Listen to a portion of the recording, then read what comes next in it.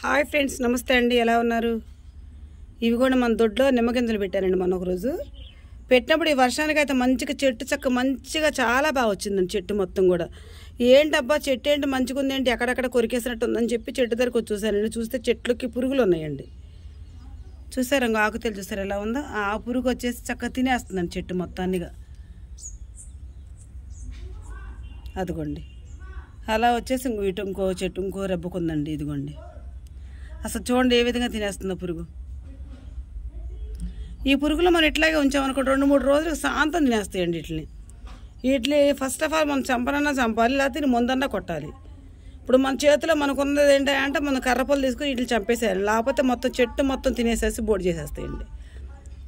వీటిని చంపేద్దామండి. తర్వాత మనం కొద్దిగా తవ్వేసి మందేద్దాం. నిమ్మ మొక్క ఈ విధమైన పురుగులు పడతాయండి. చూసుకోండి. Please like, please subscribe.